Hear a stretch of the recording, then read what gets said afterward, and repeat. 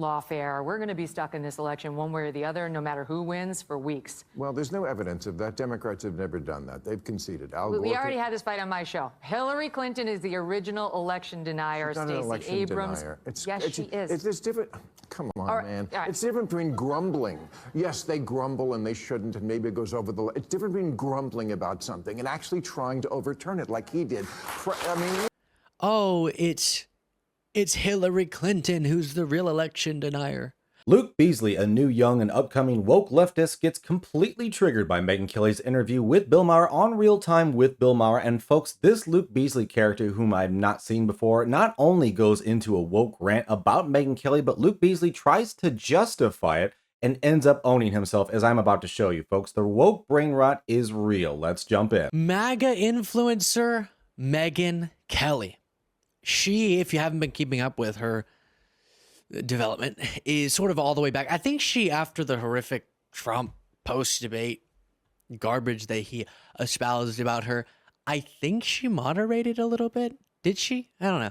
And now all I can tell you for sure is now she's back in the MAGA camp and is voting for Trump, supporting him in this election. And she appeared on Bill Maher's show. I want to play this for you. It's on a topic that you've heard me go over a bunch of times. But what I want to use it as is a transition into a really interesting series of unfortunate and harmful things that Republicans are doing in the lead up to this election. That while our movement respects democracy enough to not cry that the election's going to be stolen or to make these big proclamations that eat away at the perceived legitimacy of our democracy, I can tell you for certain, that's how I want to discuss this, that the series of things we're going to go through, if Democrats had done them or were doing, would become justification for 10x the election denialism from Republicans, emphasizing the wild contrast in democratic principles or lack thereof between the two movements. And I did say quickly, just for those who already saw the segment or watching the full show, that we'd go over this in a bonus show. We're actually gonna go over here, for everyone. But first, here is Bill Maher and Megyn Kelly. Please do remember, as you're watching this, to click the subscribe button, as we're trying before the election to hit the big milestone, because of all of you, 1 million subscribers. Okay.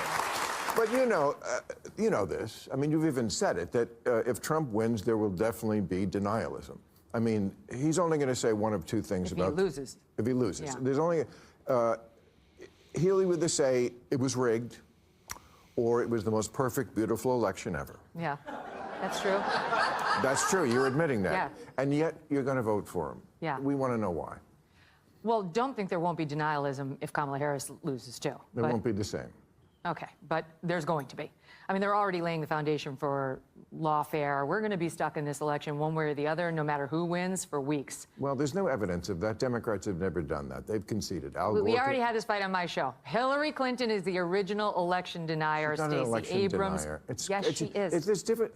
Come on. First of all, I don't know about you, but as soon as Luke Beasley started talking about how much we love democracy, but yet they just want to ignore everything their own party does, like, the way that this dude talks, is it just me, or does it feel like just absolutely like elitist?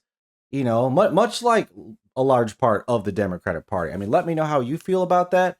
But it just got the sense of like, we're better. We wouldn't do that. You know, but I would hope if someone saw impropriety in an election, they would say something about it, no matter whose side it is. No matter whose side it is, I would hope they would say something. That's not an insult to your democracy. That's trying to preserve it.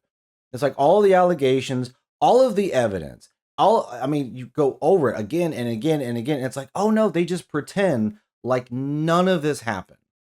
But it's everyone else who's living in the delusion. Folks, this is what happens when you just listen to nothing. Watch nothing but MSNBC. And I've already seen Megyn Kelly and Bill Maher on Megyn Kelly's show. Yeah, they've had this back and forth.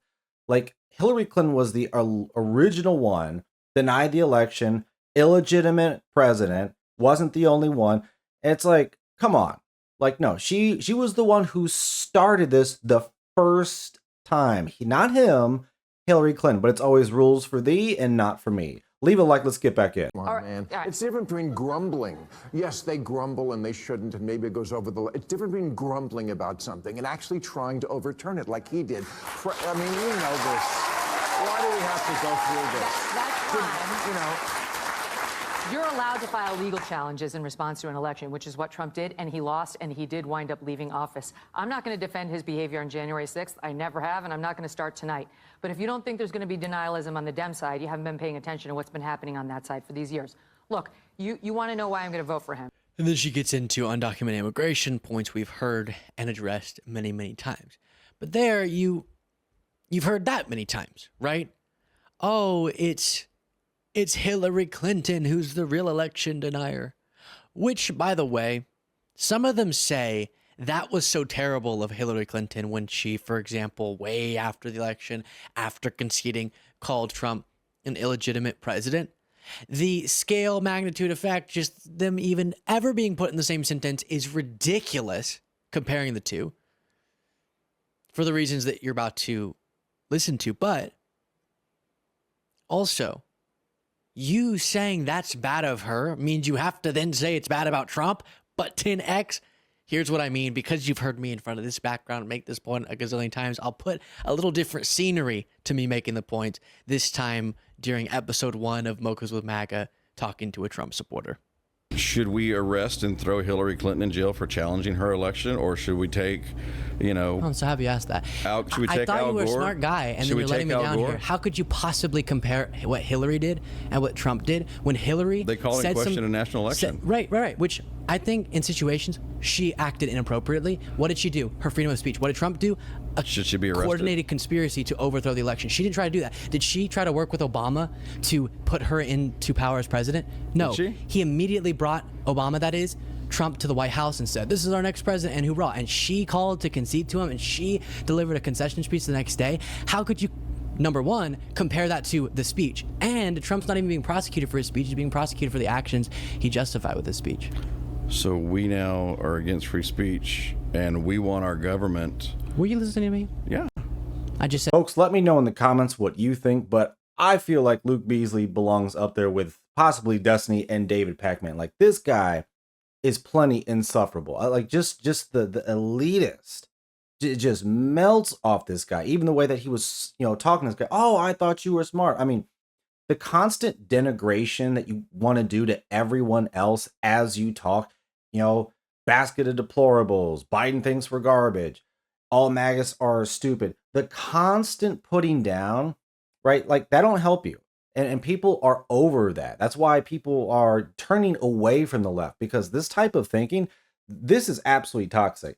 And what did he try to justify? To protest peacefully? Like, that's the part they never want to get around. He said protest peacefully. And never mind the fact that Trump tried to put a bunch of troops there to secure the whole event. And never mind, Nancy Pelosi was the one who stopped that.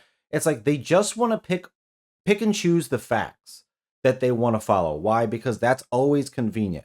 And when he says coordinated conspiracy, it's always funny that they can try and say that about Trump, but they can't see the coordinated conspiracy by the establishment, by the Democrats, by the mainstream media, by big tech, by literally everyone else who constantly put out lies like the Russian dossier that was paid for by Hillary Clinton, which ended up being completely fake about Donald Trump. Like, you want to talk about a coordinated conspiracy?